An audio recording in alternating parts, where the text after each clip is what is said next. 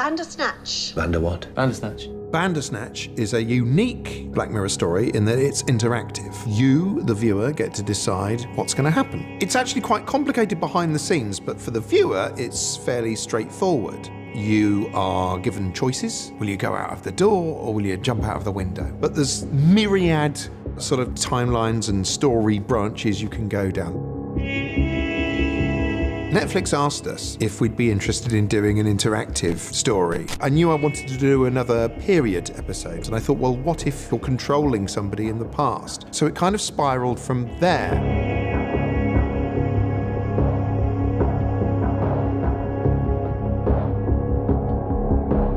The past is immutable, Stefan. We can't choose differently with hindsight. The story itself focuses on a young guy called Stefan Butler. Stefan, sorry. That's all right, I get it all the time. Stefan is a video game coder, and it's a story about him trying to make his first game and get it published. Tucker's an entrepreneur, he's a bit of a hustler, and he's set up his company, Tuckersoft, and he's got basically a bunch of nerds in, and he's just working them dry, basically. I'm Colin, yeah? Yeah, I've played all of your games. Colin is a gifted games developer. He recognises a certain talent in Stefan. How did you know that?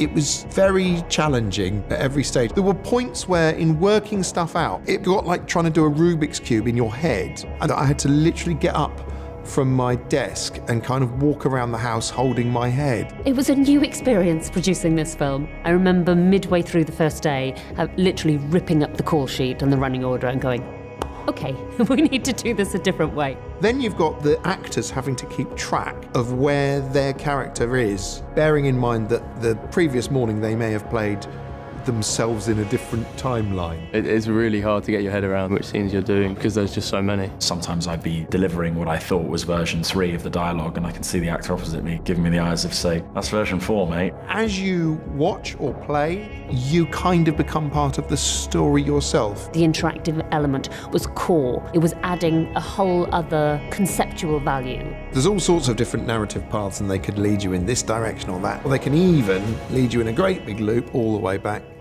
to the very beginning. Bandersnatch. Bander what? Bandersnatch. Bandersnatch is a unique Black Mirror story in that it's interactive.